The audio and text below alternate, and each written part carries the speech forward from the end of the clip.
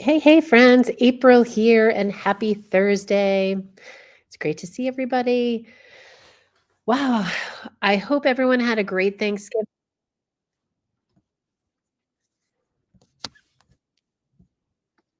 I'm sorry about that. I had the YouTube channel that was open in the tab, so there was an echo. So great to see everybody. I hope everybody had a great Thanksgiving. Welcome to December. Today we're back to our Thursday series. In an effort of time, be respectful. I always want to keep these to 30 minutes or less. And today we're going to be talking about smart automation, AI tools that can save you time and get back 10 hours. So my goal is for you to save some time this week. Please be sure to drop a hello in the chat. I will be monitoring questions, and I will answer them at the end of the training. So let me share my screen here, and let's get going.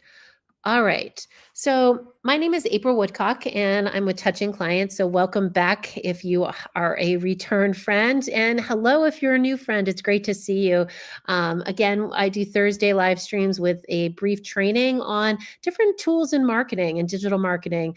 I don't know about you, but I love to learn and stay on top of these things. This is why digital marketing is one of my favorite things to do, and there's always new things to be learning. So, and again, we're talking about smart automation, and we're going to talk about getting time back in your day. So let's get going. Today, we're going to talk about where small businesses lose the most time because, I also understand as a small business owner myself, we wear many, many hats. And, sometimes like today, for example, today's a perfect day of where I've lost some time in between. I went down a rabbit hole. I was looking at something. And what ended up happening was I didn't get some of my work done so that I wanted to get done this morning. So, I'm going to talk about 4 AI-powered quick win automations that you can take back and implement pretty much immediately, my friends. Some of it you might already be doing. We'll talk about some simple tools that don't require a tech degree, which is fantastic because as much as I know about digital marketing, there is definitely some technology things that I am really, really not good at. We'll talk about how to choose what to automate first. And I also have a automation kind of guide for you that you can sign up for at the end. So let's get going. The time drain reality. It's real. Like where is your time going? Are you writing emails and stuck writing emails where you don't know what to say? And this also comes from writing blog posts, right? So if you write a lot of content on your blog, it takes a while to come up with ideas, research information, and then go back and put it all together and then add in like SEO and GEO, which is AI for AI, lots of things. And then coming back and putting it into an email can be a lot. Definitely a time suck. Posting on social media. I think this one falls into what I feel like could be the biggest time suck where I get caught and trapped in. Here's why.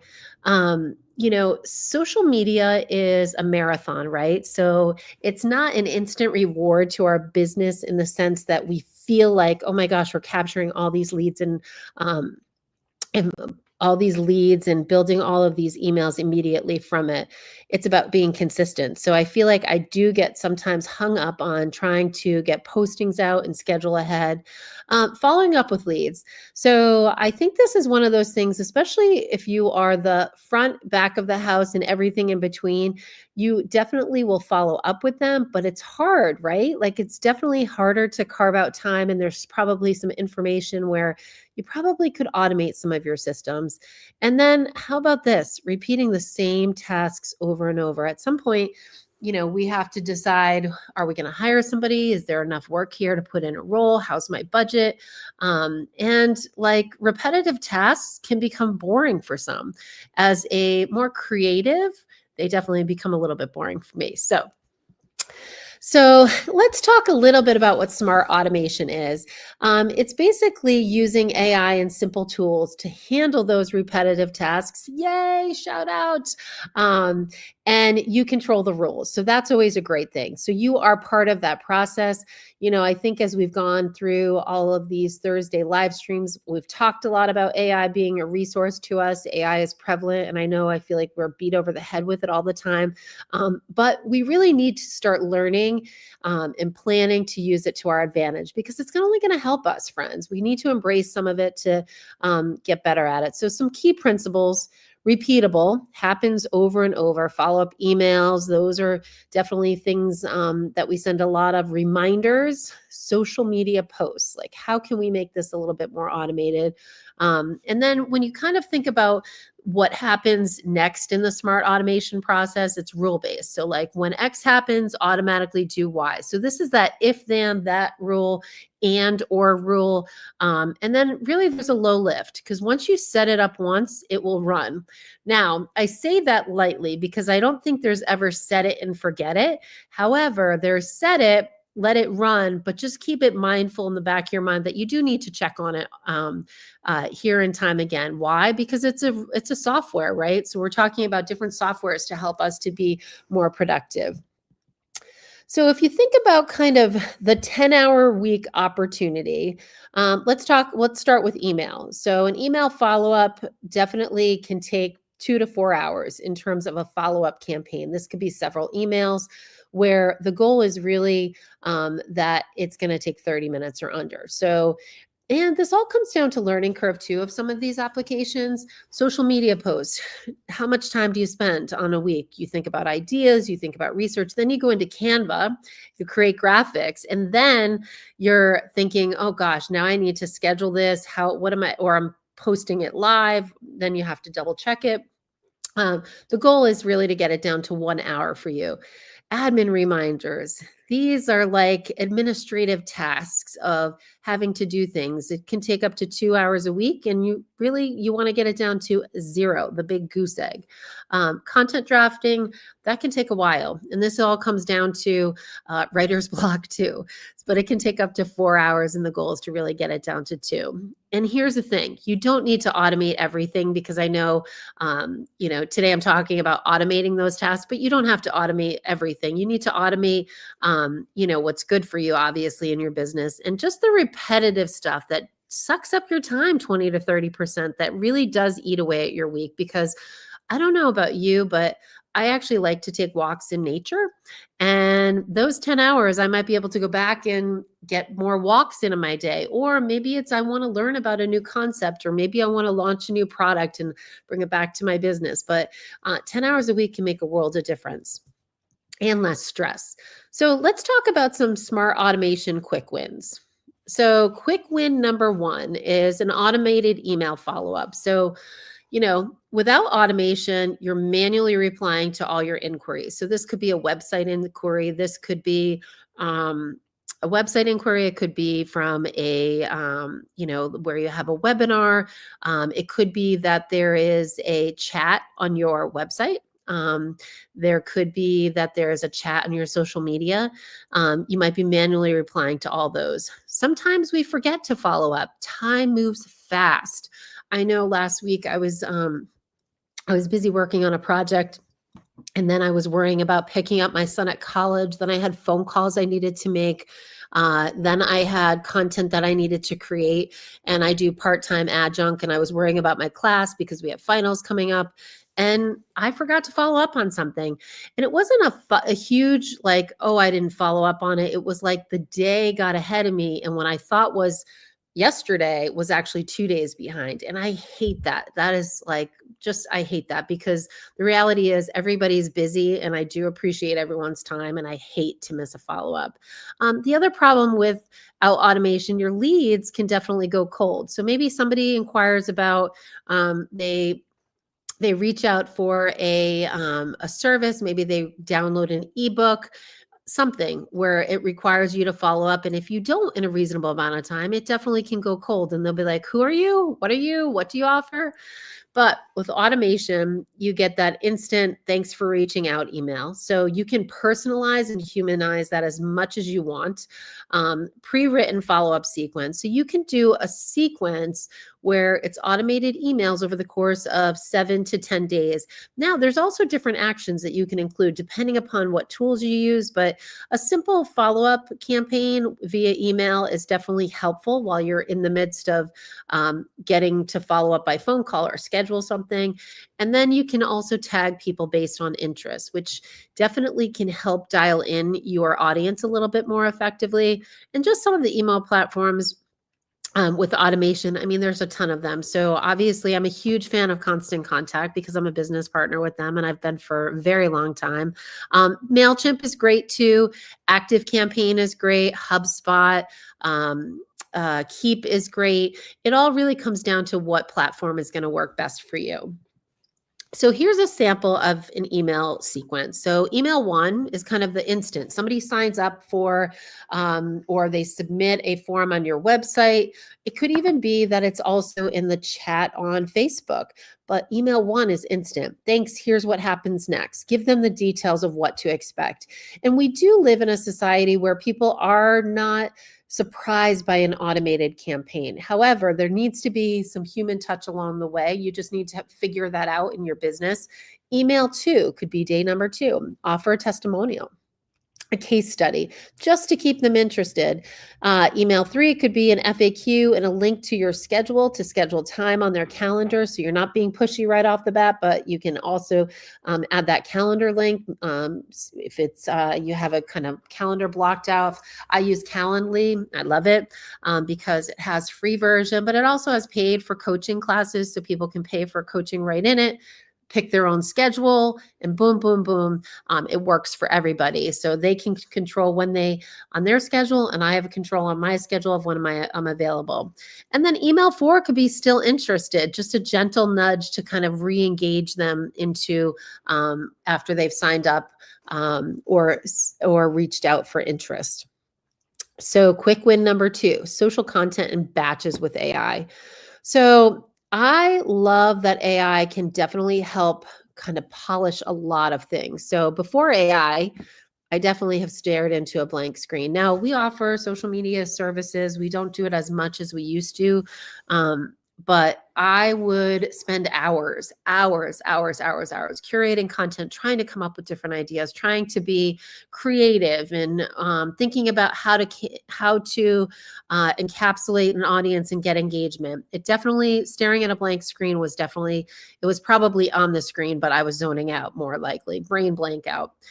Posting last minute, been there, done that. By the seat of my pants, like, oh crap, I gotta post something today. And then inconsistent, like it is very difficult as business owners, the hats we wear, depending upon the size of your staffing. If you are, you're a lean team, getting it all in can sometimes be really hard and be inconsistent. And if you know me and you've been on my list for a while, I definitely am not always consistent as I would like to be. So after AI, what does AI do for us? So AI definitely has helped us to be able to draft post ideas all at once. So you can put in an idea and it's going to spit back some information. You can definitely look to schedule 2 to 4 weeks out, and you can show up consistently. Now I say this, but I'll show you here on the next screen. Before I kind of, so ChatGPT is a great tool. Magi is a great tool. I've used Magi before. I have paid versions of those. So I also have used Write Sonic as a tool. And I've pretty much, for whatever reason, come back to ChatGPT. It's gotten to know my voice a little bit, so that's helpful. And then you want to look at schedulers. Schedulers are actually automated tools. So Meta Business has a free one where it will allow you to schedule to Facebook and Instagram. You can put reels and stories in there. Buffer is great. Later, Hootsuite. I love Agora Pulse. They're a great tool as well, kind of my favorite tool. I use them still today. And kind of, let's look at an example. So you have this prompt of a local bakery. So give me 10 social media post ideas and captions for a local bakery promotion. Bakery promoting holiday specials and everyday items. So I'm going to, give me 1 second here. I'm just going to show you kind of, this is a great way. Let's see. I'm going to go to Chat GPT. And I'm going to share this screen. So I'm just going to take that prompt and I'm going to put it in here. Give me 10 social media post ideas and captions. And let's see what it gives me. Here you go, April. And what it's doing is it's giving me what type of post, kind of our holiday cookie boxes are back and they sell out fast, perfect for gift hosting and treating yourself. And literally in minutes, it spit out all of these ideas. Now, I will tell you that I use this as a guide. This is where I start. And it does help me to get started with my social media posts. So now I have 10 post ideas, which is fantastic. What I do from here, though, is I definitely go back and I put my human touch on it. One of the things that you have to remember and I'm mentioning this because although it's saved me so much time, and it does still save me so much time, even though I'm using this as kind of a base. A lot of business owners will just copy and paste these posts and put them into their social media scheduler. I encourage you to put your human touch on it, your human voice, and add the context that it needs for the voice and vision of your brand. That's important. But putting those kinds of prompts, and then you can even ask it to go further. It'll put it in a Google Doc. You could ask it to help you create a content calendar. This is one of the things, actually, I have a social media class that I'm teaching at the college, and we've been working with having them understand how AI can be a tool to them. And so we've been working with 1 week, every week they have a discussion question, and one is based on AI to put in prompts so they can learn to kind of massage the information that they want to get out of it, but also going back to adding that human touch to it. All right, so let me go back here. And we'll go back into present mode. Sorry. So it definitely can help you come up with social media posts really effectively. It has that concept of social media scheduling has saved me hours and hours. Again, I add that human element. I take it out, I massage it, I put different information into it. But it's a great, great starting point, and it will save you eons of time. Quick win number 3, customer FAQs and support with AI. So some common FAQs are, what are your hours? How much does it cost? Do you work with whatever industry? And some great ways to automate that is with website widgets. They have AI assisted, where what it does is you can put in the questions that it will automatically answer before it gets in touch with a human or reaches out to you, where it's like, hey, this person has further information. Now, you have to find, and we've all experienced this, I don't know if you have Xfinity, but wow, their automated assistants really make me angry. So you have to decide from your own customer service, like, this is going to help you, but at the same time, you want to make sure that you don't have it so overly automated that you're not going to that you're going to lose people as well. Saved reply templates in email or DM.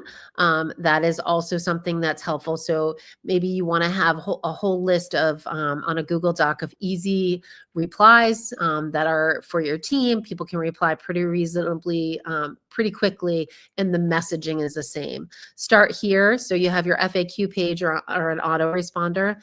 And then chat bots from your website platform or simple AI chat tools. So I used to use ManyChat, which is a great tool for like social media. You can also incorporate it into your website. It's worth taking a look at. Gmail and Outlook templates have canned responses that you can automate too. So there's different things that you can do in your everyday email to automate some of that. And it really comes down to personal preference. And again, you don't want to automate everything. You don't have to automate everything. You really want to look to automate things in your systems and your processes that it's going to help you to take less stress off, but know that you're still reaching out and following up in time. So an example of kind of a canned email, and I say canned lightly.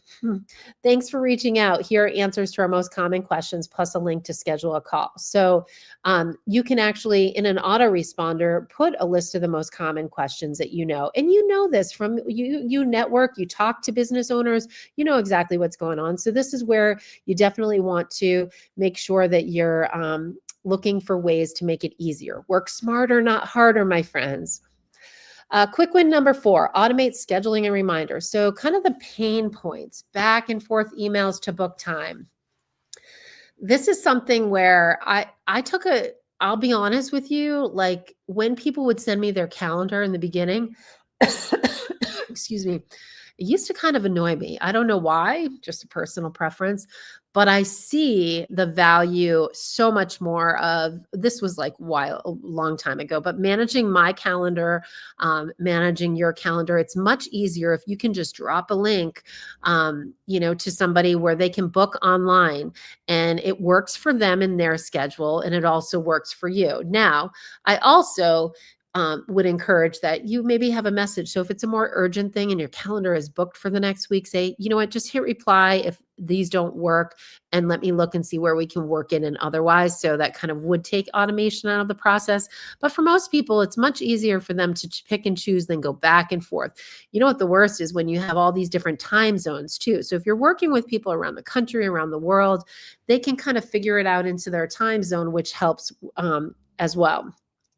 No shows. This is another way to kind of get, when you use a scheduling tool, it sends reminders, right? Or it's on their calendar and it's going to remind them. So there's less chance of a no show.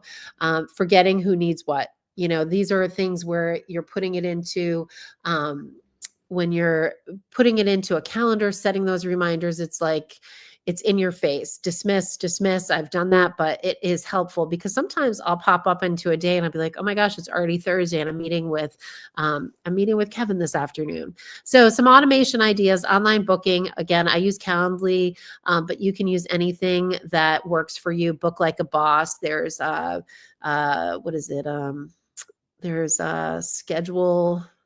I don't know. There's definitely many others. HubSpot has a scheduling tool. Definitely look to automate the confirmation and reminder emails and texts on those appointments. That's going to help. And then simple internal to do automation. So when someone books, create a task. So you can actually create these in your, you can create certain tasks and automations with certain integrations and different tools have that ability where they'll automatically create a task. It's all in the setup. So the biggest thing about automation and automating these tasks and using some of the AI features is you just have to learn how to set it up. That's where it's going to be. So Calendly, Acuity, sorry, I couldn't get it out. Square definitely has that. And some task tools, Asana, Trello, ClickUp is a great one. Your CRM, so Outlook has some built-in ones. I use Redbooth, which is a WordPress interface. So there's lots of tools that you can use and it will set a task too. And the task reminder could be that you, before your appointment, need to do some research. So look at their website, look at whatever information.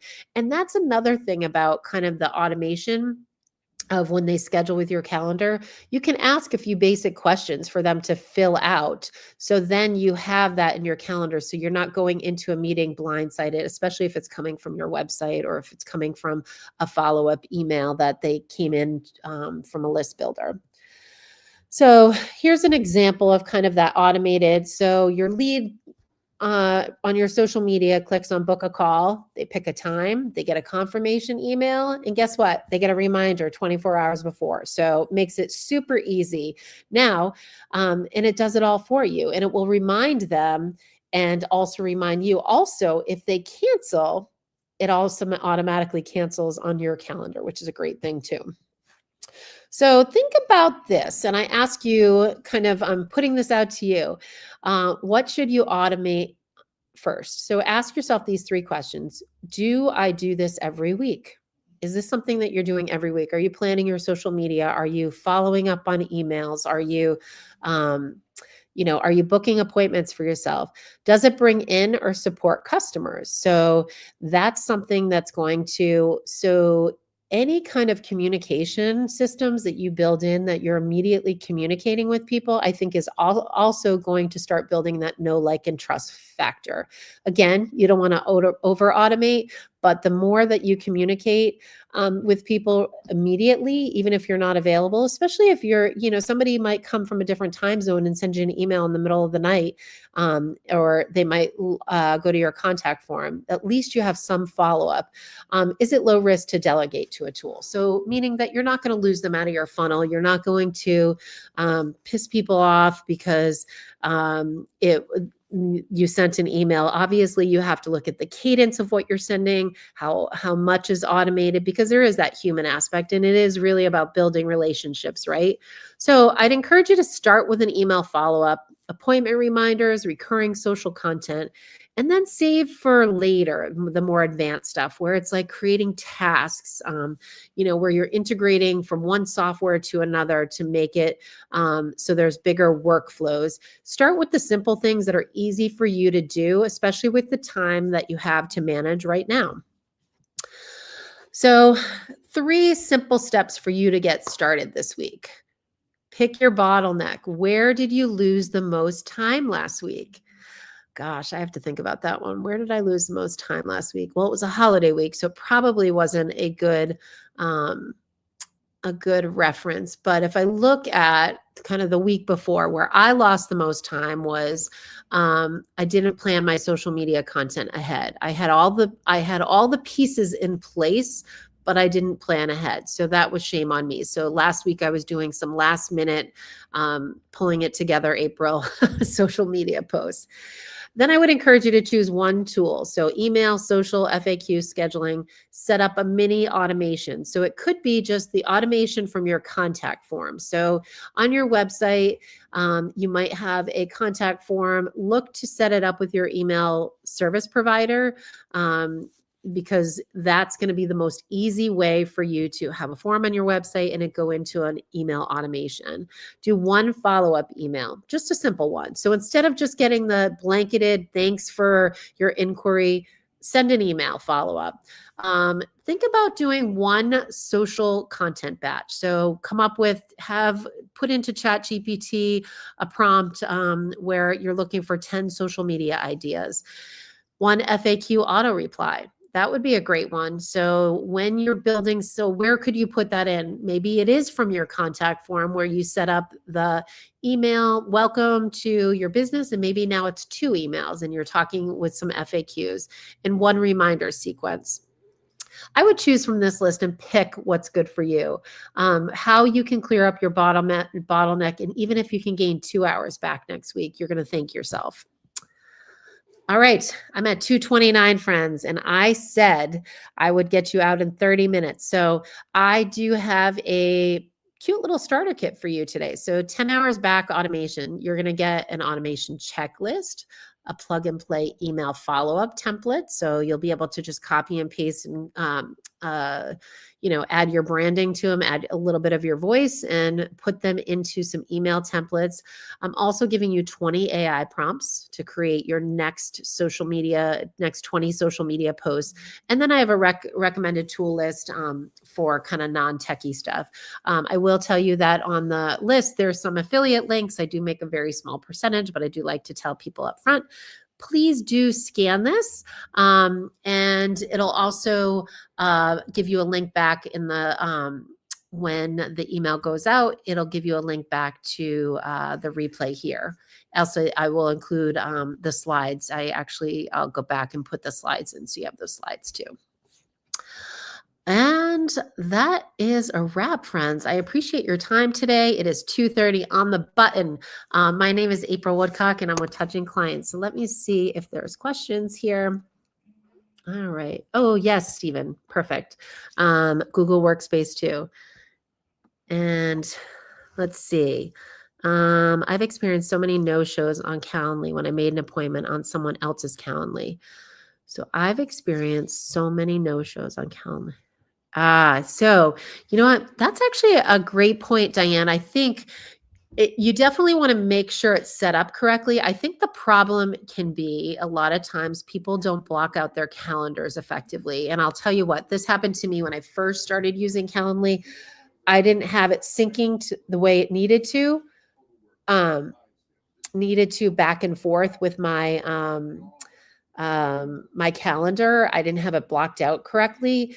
And the other challenge was that I had too many calendars. So those are great. That's great that you mentioned that. I'm sorry that happened to you, but that's definitely something to be mindful of. All right. All right, my friends, I'm going to drop, I'll drop that link in the chat one more time um, for you if you are interested in, let's see, one second. I thought I had the link here. And if you are interested in that element, here we go.